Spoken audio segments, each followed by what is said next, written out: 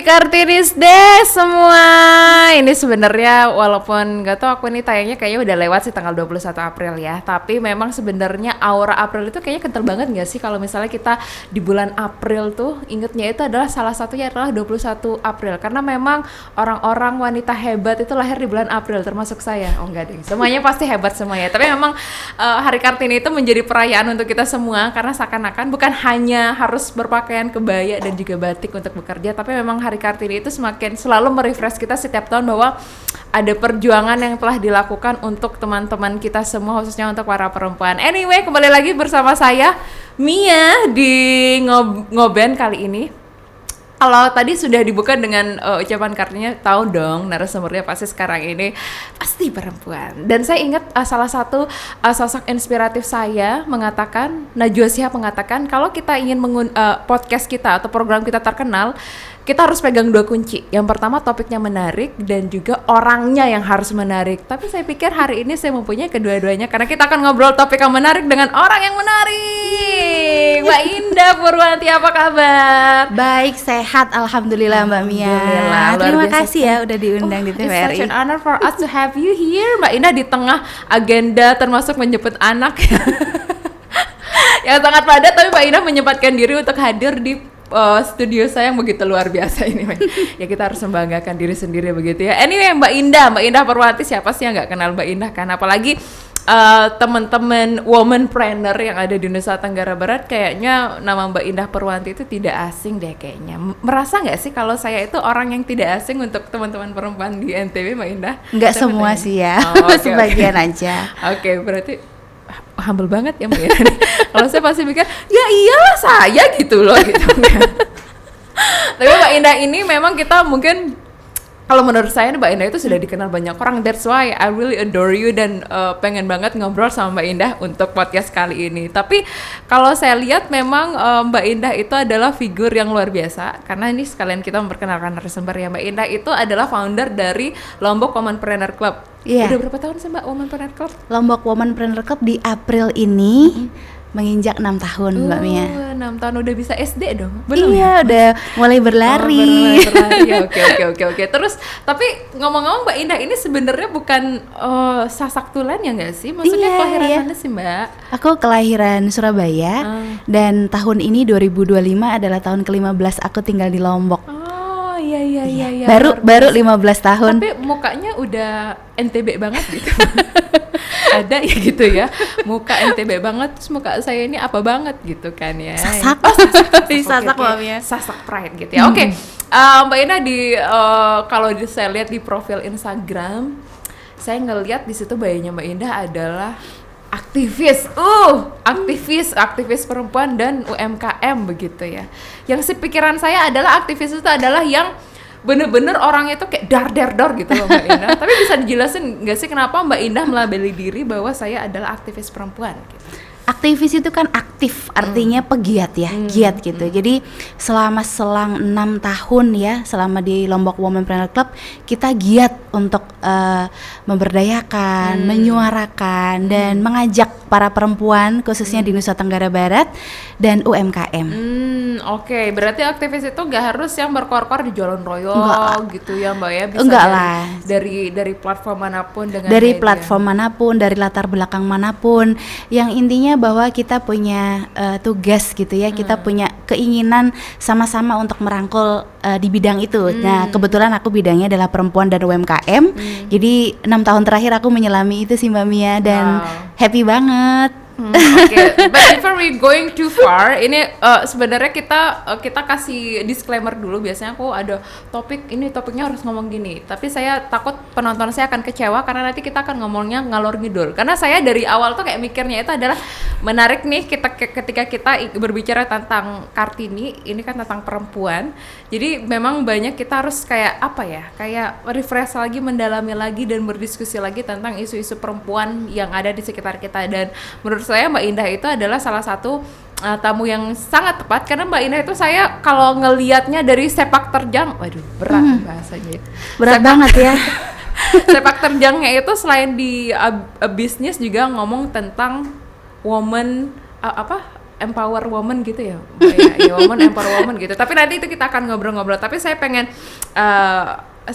menyelami Mbak Indah dulu dengan sosok Mbak Indah seperti ini. Pernah nggak sih kepikiran bahwa besok tuh saya akan berdikari di Nusa Tenggara Barat gitu? Dulu pernah nggak sih berpikir seperti itu? Kelahiran Surabaya loh gitu. Nggak pernah terlintas karena aku backgroundnya orang tua itu kan karyawan ya Mbak Mia ya. Jadi aku dari kecil sampai kuliah pun mindsetku ya akan jadi karyawati di sebuah perusahaan apa gitu. Jadi nggak ada terbesit apapun. Apalagi latar belakangku sebenarnya pendidikan Mbak. Oh iya Kak. Jadi aku dari kampus itu di semester 3 udah jadi asdos, udah ngajar. Jadi memang aku senang banget buat ngajar. Sampai di lulus pun pengen banget tetap ngajar gitu, tapi ternyata ceritanya berbeda gitu ya. Dari bankir kemudian aku resign dan akhirnya jadi entrepreneur atau pengusaha, tapi ternyata tidak jauh dari mengajar. Di LWC di Lombok Womenpreneur Club ternyata 90% activity-nya adalah learning dan mengajar. Ini juga aku baru tahu loh ya, sebenarnya dulu Mbak Ida itu pengen belajar sebenarnya, sekarang mengajar untuk ujian kehidupan Mbak. Iya. Tapi berarti 15 tahun yang lalu akhirnya hijrah ke Nusa Tenggara Barat gitu. Tapi apakah pada saat itu langsung aku pengen bikin bisnis gitu, apa enggak? Apa kayak ngelihat dulu ada permasalahan kayaknya ini ada potensi atau apa gimana? Emang dulu niat pengen ke NTB langsung berbisnis itu apa gimana Mbak? Enggak, aku ke NTB itu sebenarnya ikut suami gitu. Suami kan dinas di sini. Yang kedua aku juga masih jadi salah satu pegawai bank di sini. Jadi di satu momen aku mutusin untuk resign karena aku lihat peluang Mbak. Nah ini salah satu kunci dari kewirausahaan ya. Mindset entrepreneurship itu adalah dia pandai melihat peluang. Jadi waktu itu aku lihat peluangnya, marketnya yang mana aku bidik, akhirnya aku mencoba untuk jualan. Ya kalau saya sih kalau ngelihat uangnya bisa Mbak, tapi ngeliat peluangnya itu yang harus dilatih lagi. Uang dan peluang itu sebenarnya agak beda tipis ya, tapi ternyata harus lebih lihat peluangnya dulu untuk menghasilkan uang begitu. Betul. Ya Mbak ya. Terus pas pertama kali terjun di bisnis di Nusa Tenggara Barat, apa sih Mbak yang dirasain? Apakah berat kah atau kayak wah gini banget ya NTB atau gimana sih? Enggak sih. Jadi aku lebih memutusin waktu itu kayak ya udah kita let it flow aja, kita jualan, mulai aja dulu gitu. Tahu marketnya, jualannya kemana, lewat platform apa, terus belajar, bernetworking. Jadi praktek kehidupan yang aku lalui sebagai seorang business owner itu aku tuangkan di LWC. Jadi waktu itu Mbak Mia aku belajar nih, aku jualan, ya namanya jatuh bangun ya Mbak Mia ya. Tapi dari jatuh itu kita belajar untuk bangkit lagi. Oh ini nggak boleh dilakuin lagi nih, ini salah. Oh iya ya. Jadi trial error juga aku laluin Mbak Mia. Akhirnya aku menemukan cara bahwa bisnis itu 1 tahun pertama itu memang struggling banget. Dan aku pengen teman-teman janganlah ngelewatin kayak aku dulu gitu. Jadi aku kasih guideline-nya ke teman-teman di LWC. Ibaratnya teman-teman ini kan ada yang latar belakangnya pebisnis, ada yang kayak aku dari nol gitu, yang mungkin bisnis ini digambarkan bentuk gajah yang kita nggak tahu nih gajah itu ukurannya, warnanya, dimensinya seperti apa. Jadi kita kumpul di sini belajar bareng untuk menggambar seekor gajah. Nah disitulah bisnis itu kita juga sama-sama belajar gitu Mbak Mia. Nice. Aku kayak mikirnya itu kayak Mbak Ina pada saat orang bisnis mikirnya adalah bagaimana sukses bisnis saya sukses. Tapi Mbak Ina itu udah mikirin orang lain gitu loh. itu mulainya gimana sih Mbak? Karena kan saya sih mikirnya ya kalau misalnya banyak di luar sana pengusaha-pengusaha atau pebisnis ya udah fokus sama bagaimana ekspansi bisnis saya atau apa. Ini Mbak Indah memegang bisnis ada berapa bisnis sekarang Mbak? Sorry. Ada 4 ya. Ada 4 bisnis. Ada 4 bisnis tapi sempat mikir kayak saya harus memikirkan orang ini motivasinya dari mana sih Mbak? Maksudnya kayak ya udah sih fokus aja ke bisnisnya gitu loh. Iya karena aku suka bernetworking Mbak Mia. Jadi aku pikir networking itu bisa mengalahkan kekuatan produk. Kalau kita ketemu networking yang tepat, itu bisa bikin bisnis kita tuh langsung melejit. Dan itu aku rasakan gitu beberapa puluh tahun terakhir. Memang networking itu penting. Itulah kenapa aku pengen teman-teman yang ada yang lagi stuck bisnisnya gitu ya, yang kurang mudah bergaul gitu, coba deh temukan komunitas atau wadah yang tepat, kita bernetworking di sana, saling memenuhi kebutuhan satu sama lain gitu, dan itu akhirnya terjadi. Dan kenapa aku kayak jadi pengen gitu ya ngerangkul beberapa orang itu karena memang mungkin basicku ngajar, Mbak. Oh iya. Ya, jadi aku kayak pengen spread the love, spread the Kayaknya ada experience sesuatu gitu. yang mau keluar nih tapi nggak bisa, jadi kalau misalnya kita, iya kan ada orang yang kayak gitu loh, kayak kalau bisa sharing itu kayaknya ada kepuasan tersendiri gitu, ngelihat orang kayak ih kamu bisa ya gitu tuh, ada kepuasan tersendiri gitu nggak sih? Iya. Ya mungkin itu juga ya pelajaran bagi kita semua yang masih suka julid-julid gitu ya. Kalau misalnya Mbak Indah itu kan istilahnya ilmu yang pengen dikeluarin, ini kenapa kita julid sih yang harus dikeluarin gitu kan. Which is sebenarnya itu ya kita cobalah ya, maksudnya kalau kita bilang orang julid atau gimana, kalau kita buat julid itu jadi yang berfaedah aja, kayak topiknya dirubah kayak gitu kan, pembahasannya dirubah gitu. Iya, emang ngomong tentang julid itu nggak ada habisnya Mbak Mia ya. Iya, bener, kita Mbak. ngelakuin sesuatu yang Sorry aku potong. Kayaknya cewek itu juga identik dengan julid. Mbak Indah tuh rela nggak sih ngeliat kayak misalnya kalau cewek pasti julid gitu. Jarang nggak sih kita ngedengar kalau cowok tuh julid gitu. Kenapa harus cewek yang julid gitu? Ya ada sih ya cowok julid mungkin ya. Tapi kayaknya sih memang lebih cenderung ke perempuan ya Mbak Mia ya. Iya nggak sih? Cuman kita sekarang tuh lagi hidup di zaman yang kita ngelakuin bener masih ada aja yang julid.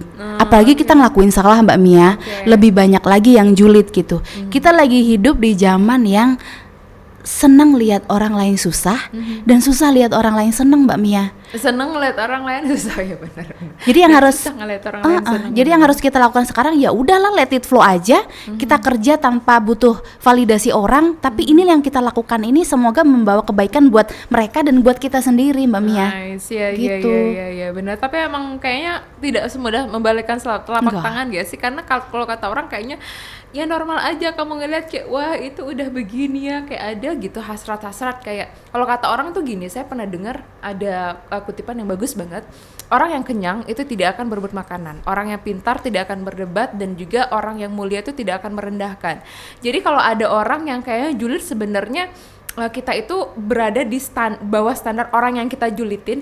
Kita mau narik orang yang sudah di atas itu untuk ke bawah kayak kita, katanya sih gitu ya, kalau orang sering julid-julid gitu. Jadi kalau kita misalnya mau ngedorong ya berarti kayak kita menggambarkan diri kita nggak sih Mbak Ina, kayak kita juga orang yang harus sukses kayak mereka gitu. Iya. Tapi memang apa sih yang Mbak Indah bisa share ke kita untuk bisa merubah mindset itu, bahwa kita nggak boleh sedih ketika ngeliat orang senang dan senang ngeliat orang sedih gitu, karena kayak kadang kita nggak sadar aja gitu Mbak. Iya, ya makanya kita perempuan itu harus disibukkan dengan ilmu, disibukkan dengan belajar. Setuju. Kalau kita banyak nganggurnya, akhirnya kita akan menjadi perempuan yang overthinking, yang julid, insecure, yang iri gitu ya. Makanya perempuan-perempuan ini harus disibukkan dengan kegiatan positif, dengan ilmu, majelis ilmu Mbak Mia.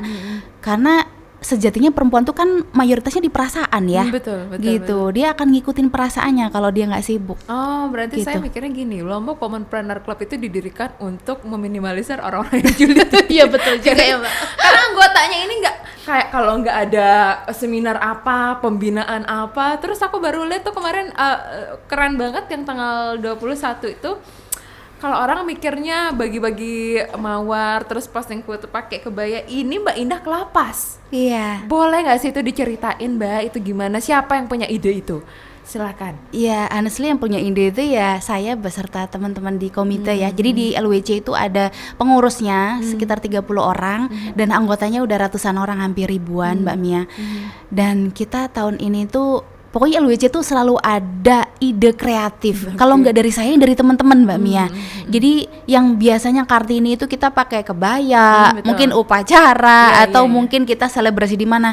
Tapi kayaknya ada beberapa dan masih banyak lah perempuan-perempuan lain yang belum disentuh. Kalau Mbak Mia follow sosial medianya LWC, kita beberapa kali ini menyentuh di anak-anak, lansia gitu ya. Terus janda kemarin. Kayaknya yang di lapas belum disentuh. Saya merinding loh, Mbak. Gitu. Karena saya juga nggak mikir itu, karena kan kita selalu mikir kayak yang lapas itu, sorry itu sih, kayak seseorang yang punya kesalahan gitu, yang sedang dihukum begitu kan. Iya. Padahal kalau kita flashback lagi, mereka mau gimana pun juga mereka tetap perempuan kan, yang Hari Kartini itu juga punyanya mereka gitu. Iya. Emansipasi, kemerdekaan. Ya, terutama kemerdekaan ya, mereka belum punya untuk bermasyarakat atau bersosialisasi dengan masyarakat for this moment karena mereka lagi ada di lapas. Jadi kayak kepikiran aja gitu, ayo kita coba bekali mereka. LWJ ini kan resourcesnya banyak Mbak. Background mereka tuh ada yang dari kuliner, ada yang dari kerajinan, fashion, bahkan jasa, spa dan lain-lain. Terus aku tuh kayak kemarin sebelum ini kejadian ya, kita ketemu dengan ibu kalapasnya. Mereka tuh welcome banget karena kita pengen punya misi ke mereka itu bahwa keluar dari sini mereka mau jadi apa Bu? Gitu. Mereka pengen jadi apa gitu. Karena kalau ya honestly SKCK aja mereka dapat nggak sih Mbak surat berkelakuan baik kalau background mereka udah residivis gitu ya Mbak Mia. Jadi kita harus pikirin yang kayak gitu, jangan sampai itu terulang lagi, mereka jatuh ke lubang yang sama terus balik lagi ke sana gitu kan, gimana gitu. Kita sesama perempuan akhirnya berpikir gimana kalau kita bekalin mereka Ibu dengan pelatihan-pelatihan yang menambah kemampuan mereka. Ternyata di lapas itu Mbak Mia, mereka tuh dibina untuk menerima snack box orderan organisasi, instansi gitu. Oke. Tentunya di bawah pengawasan dari lapas sendiri ya. Jadi kita tuh datang ke sana kemarin bertepatan dengan Hari Kartini, kita kasih pelatihan untuk bikin roti sobek, pai susu untuk nambah isian snack box dan varian snack box itu. Ternyata nggak berhenti di situ Mbak Mia. Jadi kita itu kerjasama dengan lapas hampir 3 bulan ke depan. Itu ada pelatihan spa dan refleksi. Terus facial, kemudian kerajinan mutiara, kemudian makrame, terus cooking, bikin nasi goreng, mie goreng. Jadi harapannya mereka nanti bisa ikut orang atau mereka bisa buka bisa buka bisnis kecil-kecilan sendiri gitu, betul. Mau jual kelontongan atau mau ikut orang gitu tuh paling nggak mereka sudah punya soft skill itu Mbak Mia. Dan endingnya besok di closing itu sekitar bulan Juni kita mau datengin Coach Wawan Mbak Mia. Jadi kita pengen mereka itu kayak spirit charging buat mereka, mengetuk hati mereka supaya mereka nanti aku harus jadi perempuan yang lebih baik untuk keluar dari sini dan bisa struggling lagi di tengah masyarakat. Betul, karena saya mikir gini Mbak, karena perempuan kalau kita katakan ya sudah residivis, punya catatan masa lalu yang kurang baik begitu ya. Bahkan perempuan yang tidak memiliki itu pun ketika mereka akan terjun ke masyarakat itu challenge-nya luar biasa Mbak, apalagi mereka ya nggak sih, kayak gitu. Nah, ngomongin tentang challenge perempuan gitu Mbak. Aku pengen denger dong dari Mbak Ina. Mbak Ina kan juga banyak anggota ya, which is semua perempuan, tanya semuanya berbisnis dan bekerja gitu. Aku pengen dong Mbak Indah sharing kisah inspiratif apa yang paling Mbak Indah inget dari anggota yang kayak struggle-nya mereka sebagai perempuan itu kayak buat kita nih perempuan-perempuan yang kayak ya masih diberikan kebebasan untuk bekerja itu kayak ngerasa kayak kita patut bersyukur dan kita harus support nih orang-orang yang kayak gini. Itu apa nih, ada cerita inspiratif? Banyak banget. Kalau mau ini bedah inspiratif nggak cukup sejam. Tapi aku ambil salah satu Mbak Mia ya. Contohnya ada satu member kita yang dia itu kena dirumahkan saat COVID. Jadi waktu itu dia itu adalah terapis spa di salah satu hotel dan yes kita tahu ya COVID salah satu yang kena dampak perhotelan ya. Betul. Jadi dia dirumahkan Mbak. Tapi basic dia kan udah bisa punya basic untuk spa. Jadi dia buka spa. Waktu itu masih home spa dulu. Dari door to door, dari rumah ke rumah sampai dia beranikan diri untuk sewa ruko. Gitu. Tahun pertama rukonya yang pertama, kemudian berkembang bisnis itu jadi cabang yang kedua. Tapi dia tetap masih ada home spa-nya sampai saat ini, Mbak. Gitu. Jadi dari seorang yang dirumahkan atau di PHK, dia bisa survive dan sampai sekarang dia sudah punya 2 cabang di Kota Mataram. Aku pengen tahu menurut Mbak Indah gimana ya, karena saat ini banyak di tengah kita, aku kadang suka bingung loh Mbak, di tengah kita berbicara tentang ya emansipasi wanita, kebebasan wanita untuk berkarya, itu kita patut bersyukur bahwa memang semakin kesini kayak kita semakin aware bahwa perempuan itu, saya tidak mendeskripsikan IRT karena IRT juga pekerjaan yang luar biasa 24 jam, tapi juga banyak sekarang wanita-wanita yang sudah bekerja, buka bisnis, kerja kantoran atau apa. Tapi banyak juga sekarang masalah isunya adalah di tengah kebebasan itu saat ini kebebasan wanita itu justru menjadi apa ya, kayak bumerang untuk mereka, di mana mereka akhirnya menjadi sorry to say kepala keluarga, walaupun mereka bersuami, mereka bekerja, tapi mereka memang harus apa ya, berjuang lebih. Karena kalau sekarang kita lihat kalau perempuan kerja apa-apa, kalau punya anak ya, kalaupun ada anak harus ikut yang ibunya, karena orang-orang mikir selalu tanggung jawab anak itu adalah ibunya. Orang jarang mengatakan bahwa ketika ayahnya kerja, mana anaknya. Tapi kalau kita kerja, dititipin siapa anaknya gitu. Aku pengen tahu gimana sih menurut Mbak Indah fenomena yang kayak gini itu, apakah memang sebenarnya ya udah bagus sih sebenarnya perempuan bekerja, tapi kok kita ngelihat kayak sebenarnya bebannya jadi tambah banyak Mbak Indah gitu. Gimana Mbak Indah? Ya itulah kenapa sebenarnya untuk memilih pasangan itu memang penting ya. Sebelum kita jadi ibu nih, Oke. saringan pertama kan pasangan ya. Yang kita harus deep talk dulu nih sebelum kita besok mau jadi apa, ibu yang kerja atau IRT dan sebagainya. Tapi pada ujungnya Mbak Mia, kesepakatan itu dilihat dari kondisi masing-masing pasangan. Ada yang memang pasangannya sudah mumpuni Mbak Mia, tanpa istrinya juga bekerja, dan kita sangat appreciate itu ya, perempuan yang melepaskan pendidikan tingginya dan apa totally untuk ngurus anak itu juga luar biasa, karena pekerjaannya juga 24 jam ya Mbak. Betul. Tapi ada juga laki-laki yang memang mengizinkan perempuannya untuk mengaktualisasikan dirinya. Nah itu mengaktualisasikan diri. Mengaktualisasikan dirinya, memberi amanah kepada istrinya untuk tidak hanya mengemban jabatan sebagai ibu dan istri, tapi bagaimana dia bisa mengaktualisasikan dirinya di tengah masyarakat, karena dia tahu istrinya punya potensi lebih. Ya itu salah satunya suami saya Mbak Mia. Jadi tidak kita tuh lihat kondisi Mbak. Ada juga di satu sisi pasangan yang memang dari segi ekonomi itu pendapatan istri mungkin lebih tinggi dari suami, dan semua tidak ada salahnya Mbak. 1, 2, 3 ini menurut saya pribadi nggak ada salahnya, tergantung kesepakatan itu sendiri. Apalagi kalau saya itu selalu berpikiran bahwa masa depan itu kita nggak ada yang tahu, gitu. Sekarang mungkin suami kita sehat, tapi kita nggak tahu ke depan seperti apa. Itulah kenapa perempuan itu mau di rumah, mau di luar, itu kita perlu mandiri secara finansial. Ketika someday suami kita nggak ada, ya walau alam ya, tapi kematian itu kan pasti ya Mbak, entah kita dulu atau suami kita dulu gitu. Jadi itu hal yang pasti dan kita harus siap gitu, harus ready kapanpun itu terjadi. Nah kalau kita sudah punya mindset itu, backingan mandiri secara finansial Mbak, saya rasa ujian apapun bisa kita lalui karena kita udah kuat di pondasi itu Mbak Mia. Another things that I got, yang jadi kuncinya sebenarnya bukan masalahnya si cewek harus cari uang atau harus di rumah aja atau enggak, tapi sebenarnya ini saling menghormati, apresiasi ya Mbak. Maksudnya kayak ada, kalau misalnya istrinya dikasih kebebasan untuk bekerja, misalnya untuk ya tidak munafik untuk mencari uang dan sebagainya, untuk kata Mbak Indah mandiri secara finansial, tapi juga suami juga harus ikut turun tangan untuk masalah-masalah rumah tangga. Karena kayak aku sih mikirnya kayak sebenarnya dalam rumah, kalau aku ya Mbak ya, dalam rumah tangga itu bukan pembagian tugas. Karena kalau pembagian tugas kayak yaudah lu itu tugas lu nih, tugas gue gitu nggak ya? Itu tuh adalah kerjasama. Jadi ketika kita nggak bisa nge-handle, kayak aku juga misalnya aku kerja, suamiku dengan sangat-sangat senang kayak yaudah I will take care the kids kayak gitu-gitu nggak sih? Jadi sebenarnya kuncinya adalah bagaimana bisa bekerja sama itu.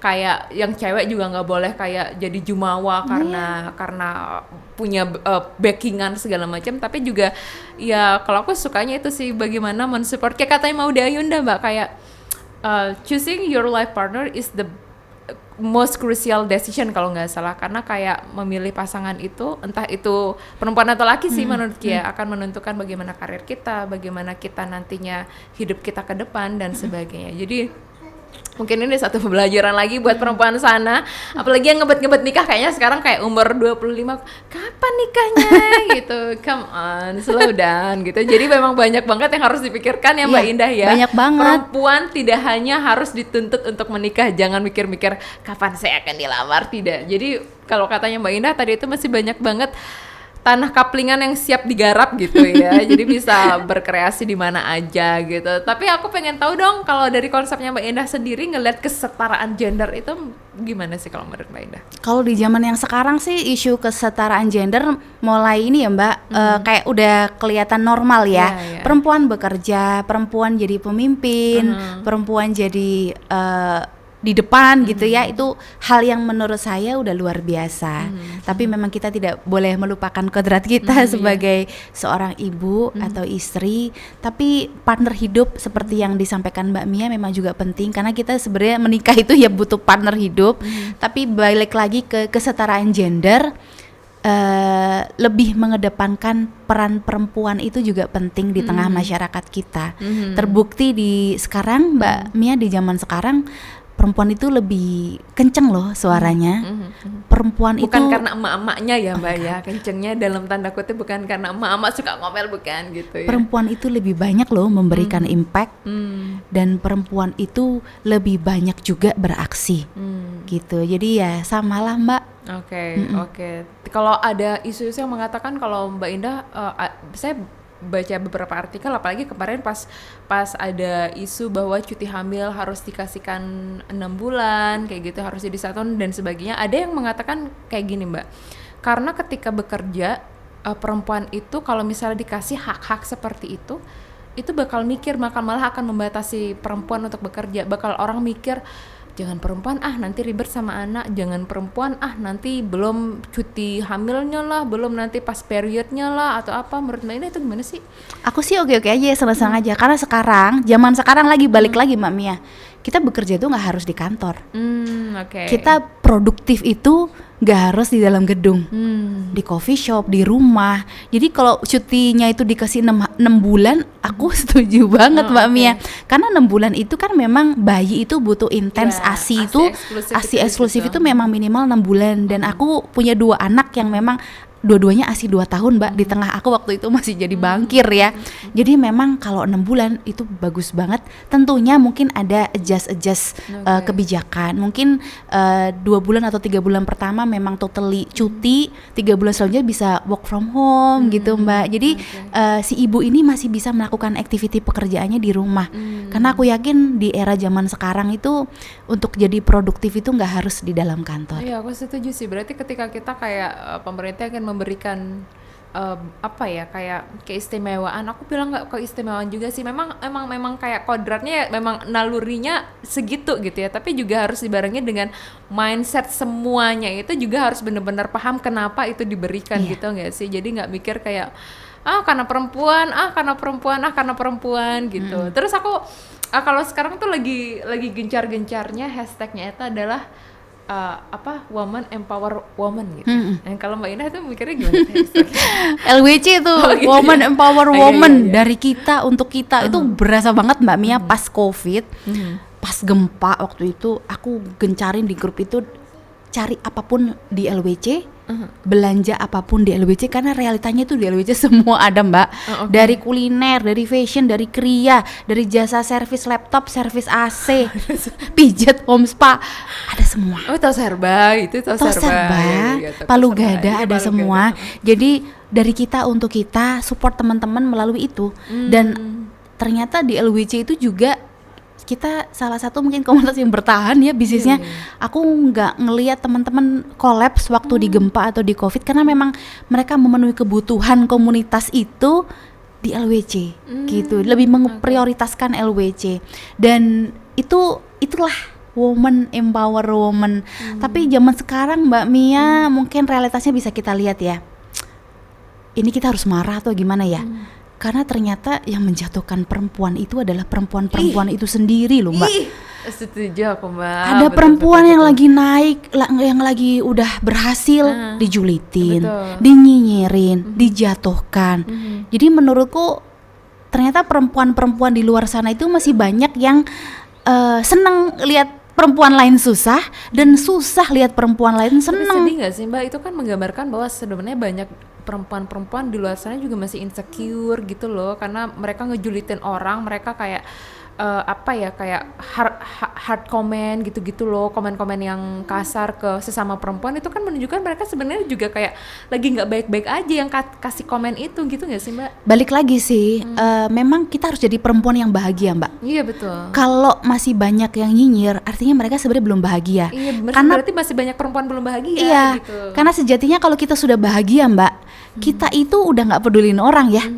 Kita tuh kayak bahagia itu berarti artinya kita udah cukup dengan diri kita sendiri dan ya happy gitu. Tapi kalau kita sampai ada waktu untuk ngejulitin perempuan lain, nggak suka lihat ini itu berarti kita belum bahagia sih sebenarnya di dalam hati kita.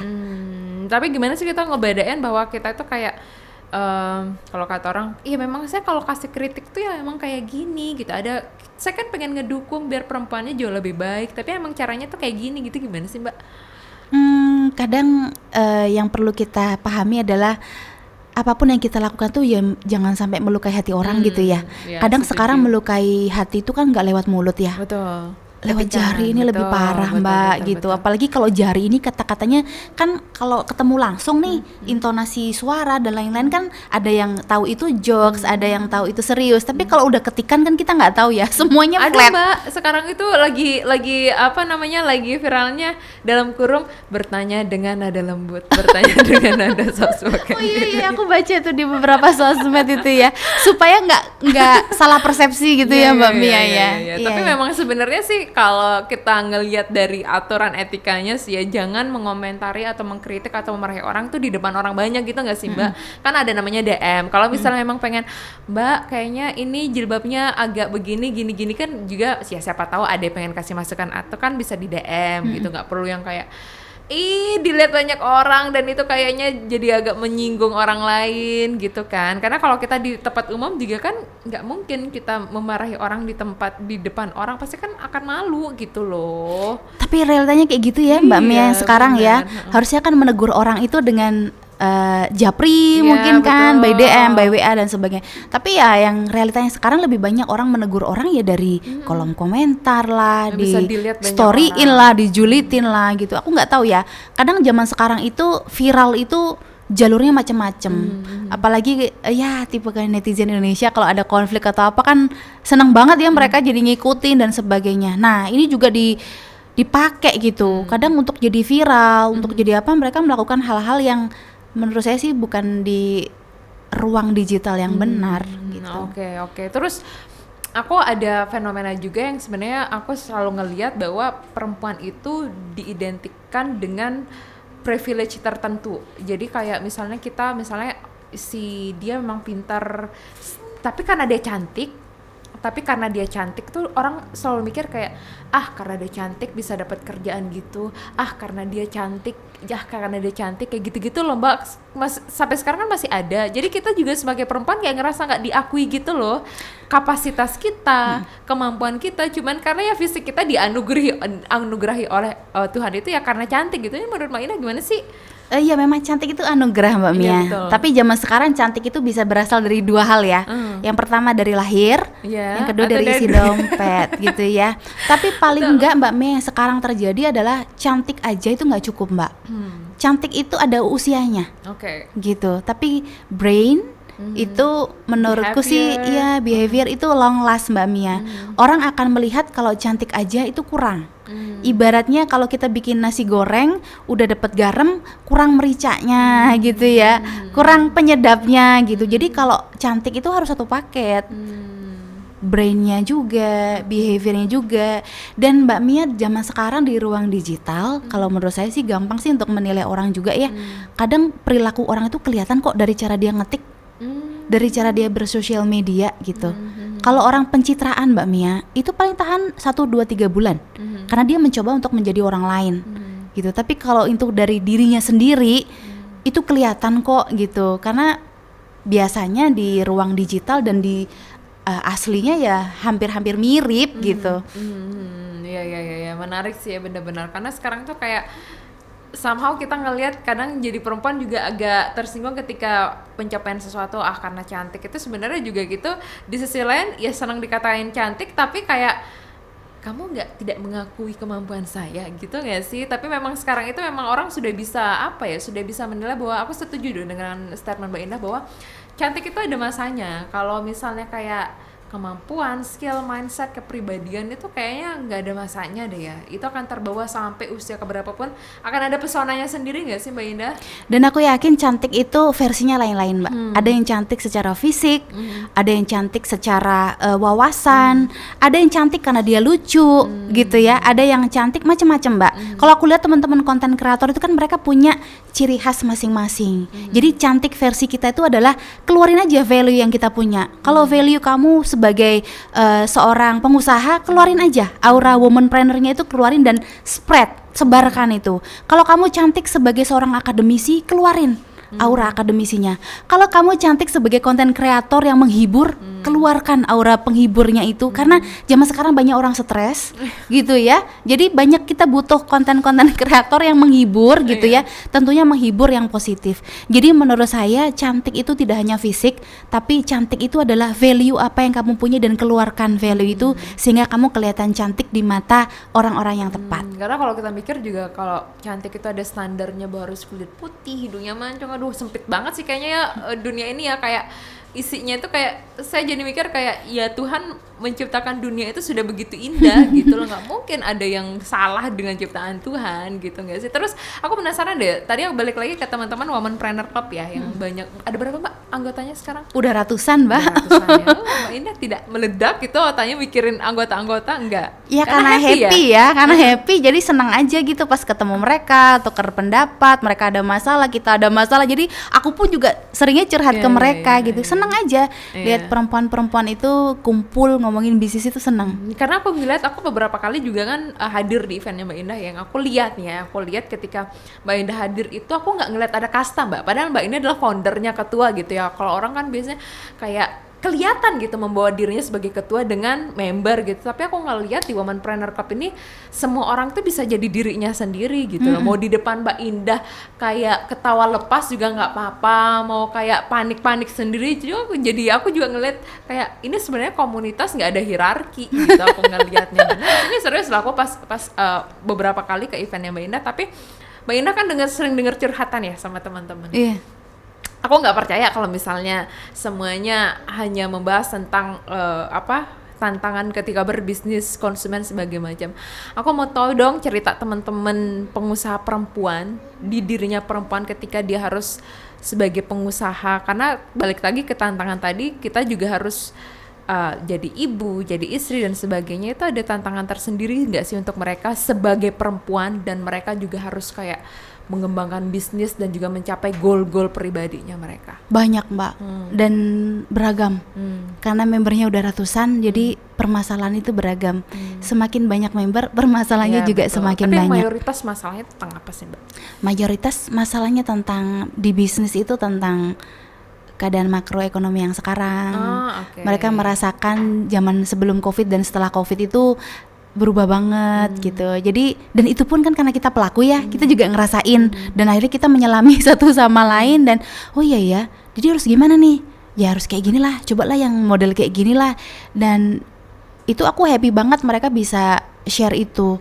Cuman di lain bisnis juga banyak Mbak, terkait masalah rumah tangga. Mereka sendiri sebagai perempuan gitu. Masalah rumah tangga, masalah teman, masalah tetangga gitu, itu kompleks banget. Dan kita sebagai seorang ketua itu memang harus merangkul semuanya. Belum lagi antar masalah member dengan member, Mbak Mia itu ya namanya kita kan lagi mewadahi para perempuan ya Mbak, dengan segudang prestasi, dengan segudang permasalahan, dan dengan segudang tantangannya. Tapi itu menjadi tantangan kita sih Mbak, gitu. Dan kita sadar bahwa ya itulah perempuan gitu. Jadi aku kita selami kayak, aja. Orang-orang selalu melabeli perempuan itu katanya rumit gitu ya, karena kan kayak ribet, karena apa-apa dibawa perasaan gitu. Apalagi aku mikir kayak ini bisnis loh, yang kita harus benar-benar fokus, logis, tapi ini yang menjalaninya adalah sebuah makhluk ciptaan Tuhan yang memang dianugerahi itu perasaannya begitu kuat. Jadi aku ngerasa kayak aku aja sampai sekarang ini cita-citaku menjadi pebisnis dan pengusaha, tapi hanya bisa mengusahakan kebahagiaan kamu aja sih. Karena aku ngerasa kayak Mbak, hebat banget orang-orang pengusaha-pengusaha ini ya, karena kayak kan di tengah mood yang kita kan karena secara ini kita tidak berbicara tentang perasaan aja ya, karena memang ada penelitiannya secara ilmiah bahwa memang kita perempuan itu ada waktu-waktu tertentu hormon kita itu akan berubah. Belum yang habis melahirkan, belum yang setiap bulan ada datang, itu kan juga menjadi tantangan-tantangan kita untuk berpikir logis gitu loh Mbak Indah. Tapi apa sih kunci yang selalu dipegang oleh teman-teman womanpreneur itu untuk mereka tetap bisa kayak no, I just have to hang on dan tetap berdiri gitu? Learning, Oke. belajar. Jadi itu menjadi kunci mereka bisa sustain, mereka bisa merubah mood mereka. Namanya mood itu kan naik turun ya. Tapi kalau mereka belajar dan berkumpul Mbak, bernetworking, itu spirit itu jadi kayak ketemu lagi. Mbak Mia bisa rasakan itu ketika kita ketemu dalam suatu gedung gitu ya. Isinya ada yang ratusan itu di Business Talk, ada yang puluhan di Woman Talk. Jadi spirit itu kembali ketika mereka tuh ketemu, bernetworking dan belajar. Oke, karena sebenarnya kalau kita kan ngelihatnya cewek itu seneng ngobrol ngerumpi ini, tapi ngobrolinnya itu belajar itu nggak sih? Ibaratnya kayak kita sedang tersesat dengan mood yang bagaimana, diingetin lagi, yuk kesini, fokusnya dibalikin ke sana, diarahin lagi ke sana. Oh ya, nice ya, bener. Tapi kalau yang kayak gitu berarti tidak hanya berlaku untuk womanpreneur dong Mbak ya, kita juga yang istilahnya yang kantoran atau apa juga, kalau misalnya berarti ini satu tips juga saya dapat, kalau udah mulai moodnya kayak amburadul yang kadang kita sendiri pun nggak ngerti ini saya lagi kenapa gitu kan ya, jadi kayak arahkan fokusnya ke salah satunya belajar, nggak harus belajar yang susah-susah kayak baca buku yang disenengin kayak gitu-gitu gak sih? Belajar itu kan sudah dimanapun ya, medianya ya, mau di platform, mau di buku, mau dimanapun itu belajar sih Mbak. Karena kalau di UMKM Mbak ya, di dunia usaha itu perubahan market itu cepat banget zaman sekarang. Digital itu cepat banget. Jadi memang kita harus dituntut untuk belajar dan dituntut untuk berubah. Karena kalau kita stuck, nggak berubah, kita akan ketinggalan Mbak Mia. Dan aku nggak tahu kalau di dunia kerja sih, aku yakin juga mereka harus belajar. Iya, betul. Karena betul. program perkembangan itu kan dunia kerja juga terus berkembang Mbak. Keadaan makroekonomi kita juga sekarang, dunia juga terus berkembang kan. Itulah kenapa kita dituntut harus selalu belajar. Maka kalau ada waktu luang belajar. Saya kalau ada waktu luang ya baca Mbak. Gitu, di rumah baca, mau tidur baca gitu. Saya juga baca Mbak, baca kata-kata mutiara di Reels gitu. Nggak apa-apa, itu kan spirit ya, semangat. Nggak apa-apa ya, oke. Mbak, saya penasaran sih kalau dari kacamatanya Mbak Indah, kenapa sih perempuan itu harus terjun ke dunia usaha atau bisnis? Selain tadi memang kita harus ada kayak harus aware dengan kita harus mandiri secara finansial karena kita anak ke depan gitu ya. Tapi dari segi yang lebih luas ke masyarakat, kenapa sih harus perempuan yang turun gitu? Karena menurut saya perempuan tuh paling bisa melakukan semuanya. Oh, multitasking. Master of multitasking. Yes. Gitu. Jadi perempuan tuh bisa jadi semuanya. Mau jadi ibu bisa, mau jadi istri bisa, mau jadi karyawati bisa. Ya. Aku punya member Mbak, dia itu udah jadi ibu, istri, karyawati dan womanpreneur. Dan bisnisnya jalan loh. Aku juga punya member yang masih kuliah, jadi mahasiswi, tapi dia juga bisa jadi womanpreneur gitu. Jadi menurut saya itu, ini sekarang realitanya seperti inilah Mbak Mia gitu. Usaha itu gampang kok. Mau jadi pengusaha itu gampang Mbak. Iya kah? Yang sulit itu adalah mempertahankannya. Oh aduh, benar. Kalau kita mau jadi wirausaha Mbak, kita mulai dari online, sama kayak 15 tahun lalu. Saya tuh mulai bisnis itu dari nol, dari handphone aja. Bisnis apa sih yang pertama kali? Mutiara. Oh, mutiara. Dan sampai sekarang masih Mutiara ya, Indah Mutiara Lombok. Aku mulainya itu dari dropshipper Mbak Mia. Jadi aku foto, terus aku posting di Facebook waktu itu 2010 yang lagi happening masih Facebook. 2012 masih Facebook waktu itu. 2015 baru mulai Instagram. Jadi aku coba berbisnis dengan modal yang nol, hanya modal handphone sama paket data, which is kita jualan nggak jualan juga kita tetap pakai, betul. gitu ya. Jadi untuk jadi wirausaha itu gampang banget, apalagi zaman sekarang Gen Z itu paling cepat mencetak uang. Cuma yang susah itu adalah mempertahankannya Mbak. Mau bikin bisnis viral tuh gampang, tapi mau bikin bisnis legend itu sulit. Dan itu perlu belajar, perlu ada wadahnya, bernetworking satu sama lain. Kunci biar bisa tetap kita stay tidak hanya viral itu apa sih Mbak? produk. Jadi kunci kalau viral gampang ya Mbak. Iya betul. Tapi viral itu kan tinggal kita hire influencer, content creator, ads, meta Bayar, ads dan lain-lain, bayar selesai. gitu ya. Itu viral. Tapi ketika viral produk kita masih belum kuat, ya orang cuma nyobanya sekali Mbak Mia. Abis itu nggak balik. Gitu. Makanya di viral itu adalah kuncinya marketing, ngeviralin. Tapi kuncinya operasional dan produk itu adalah memaintain customer jadi pelanggan. Nah itu babnya agak panjang Mbak. Iya, betul. Gitu, Karena jadi saya ngelihatnya juga sekarang apa-apa kayaknya ya viral tapi pas datang kan banyak juga yang kayak kritik kayak nggak seininya yang di ini sih. Itu ilmu branding Mbak. Viral itu bagian dari ilmu branding Mbak Mia. Branding itu adalah janji yang diberikan kepada customer. Misalkan brandingnya adalah produknya itu bisa produknya itu enak atau produknya itu bisa cepat menurunkan berat badan. Itu kan janji Mbak. Iya. Janji yang diberikan oleh satu brand kepada masyarakat lewat branding itu. Betul. Dan itu disampaikan oleh iklan, oleh endorsement dan lain-lain. Tapi ketika janji itu tidak sama dengan yang disampaikan, contohnya mereka sudah datang nih, udah nyobain. Oh ternyata nggak seenak yang dibayangkan ya. Oh ternyata nggak semurah promonya ya dan sebagainya. Akhirnya janji itu adalah sekali pakai produknya. Okay. Dan parahnya lagi nih Mbak, orang-orang itu bakalan ngomong ke teman-temannya, oh jangan di situ Padahal lah. itu yang lebih kuat ya, kayak the power of tongue itu ya, kayak Word mulut ke mulut. word of mouth. Iya, Jangan di sana ini ternyata aku udah cobain ternyata ini. Nah itu akhirnya apa? Ketika keviralan tidak diimbangi dengan produk yang kuat, ya dengan sendirinya akan jatuh sendiri begitu. Tapi ya. kalau produknya udah kuat Mbak Mia, terus habis itu diviralin, udah sustain dia. Banyak bisnis-bisnis kayak gitu juga udah banyak. Jadi aku juga dapat satu alasan kenapa pengusaha itu harus perempuan, karena perempuan itu tidak suka dengan janji palsu. Jadi Iya betul.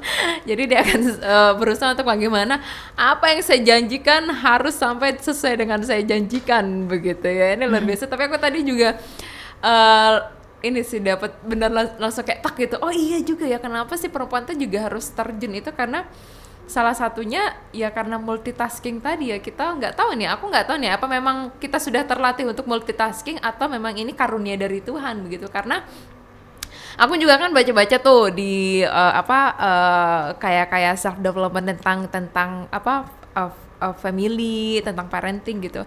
Kenapa banyak ibu-ibu itu suka kayak kesal ketika suaminya kayak hah gitu, karena ternyata otaknya laki-laki itu tidak didesain multitasking. Jadi kenapa kayak kalau kita tuh kayak ngerasa satu gitu, tapi kalau laki-laki itu ternyata juga memang dia tuh kalau satu fokus harus fokus dulu satu, baru setelah itu pindah yang ke lain gitu. Jadi juga ya memang ternyata sudah didesain sedemikian rupa dengan kelebihan masing-masing begitu kan. Jadi ya luar biasa lah, memang mungkin kita juga harus jangan sebenarnya membatasi diri itu kadang kita sendiri ya Mbak Indah ya. Iya. Kayak kita Karena ngerasa bikin nggak mental block bisa. itu sebenarnya kita sendiri sih Mbak Mia. Kalau Mbak Indah bisa kasih statement untuk kita perempuan kayak menghindari mental block itu apa nih? Apa yang harus kita tanamkan? Bahwa di luaran sana itu peluangnya banyak Mbak. Kita harus cobain berapa kali peluang itu sampai kita menemukan satu model yang ini sesuai dengan tujuanku, ini sesuai dengan keinginanku, dan lewat jalan ini kayak yang benar. Contoh Mbak Mia, ketika kita punya usaha kita itu sekarang kita lagi ada di Mataram dan kita harus mencapai ke Lombok Timur. Nah, kadang teman-teman itu kan bingung, mau ke Lombok Timur ini lewat mana ya? Lewat bypass atau lewat mana nih Mbak Mia? Narmada. Bisa lewat KLU juga bisa Mbak. KLU juga bisa gitu. Jadi menurut saya coba aja di mana jalan yang tepat sampai teman-teman tahu bahwa oh ternyata jalan lebih jauh ini jaraknya memang lebih jauh tapi lebih efektif untuk betul. sampai ke Lombok Timur lebih cepat daripada saya harus melewati jalan yang pendek jaraknya tapi padat, rame dan resiko kecelakaannya tinggi. Gitu. Jadi menurut saya perempuan harus coba semua model sampai dia akan menemukan tujuan yang mereka capai. Tapi balik lagi ya, kalau kita ngomong tentang yang memang sebenarnya ada yang bilang life is too extraordinary to be ordinary gitu katanya. Jadi hidup itu kayaknya sebenarnya terlalu sempit kalau kita kayak menyederhanakan diri kita, karena di hidup ini tuh kayak banyak, produsernya saya sudah kasih warning, sudah banyak banget sebenarnya hal-hal yang harus dicoba gitu. Tapi balik lagi Mbak Indah, di tengah isu yang memang perempuan memang harus struggle sekarang ini, karena kayak emang kalau menurut saya sih isu emansipasi ini emang masih terus berjalan begitu ya, dengan adanya fenomena di mana-mana. Kebebasan kita untuk mencoba segala sesuatu itu juga harus didukung oleh banyak faktor gitu, nggak hanya dari diri internal kita sendiri, entah dari pemerintah, entah dari pasangan, understanding dari masyarakat, itu juga menjadi salah satu faktor penentu gitu sebenarnya. Jadi kalau kita keluar-keluar, jadi saya selalu mikir bahwa Hari Kartini ini tidak hanya punya perempuan, tapi Hari Kartini ini juga punyanya bapak-bapak, mas-mas di luar sana, karena ini merefresh lagi bahwa mungkin yang sudah jadi suami bahwa istri saya ini punya potensi yang juga harus dikeluarkan. Jadi nggak melulu tentang saya harus berjuang, tapi juga harus ada dukungan dari semua pihak gitu nggak sih Mbak? Iya betul. Ya. Jadi karena kita sudah 5 menit, gimana? Saya pengennya sih sebenarnya 30 menit lagi ya, tapi ya karena kita sudah hampir berada di penghujung acara. Kalau dari Mbak Indah sendiri, saya yakin momen Kartini ini bukan hanya menjadi momen satu hari untuk Mbak Indah, tapi sebenarnya momen Kartini itu it's a long life journey, long life spirit yang harus tetap kita jalankan di luar tanggal 21 April. Apa yang bisa Mbak Indah share ke perempuan-perempuan di luar sana untuk bisa menjadi ya perempuan yang mandiri lah paling enggak? Yang perlu aku share supaya mereka jadi perempuan yang mandiri, sebenarnya aku pengen simple sih Mbak Mia. Perempuan tuh harus mencintai dirinya sendiri. Kalau dia udah cinta sama dirinya, dia tahu loh apa potensi diri, value dia.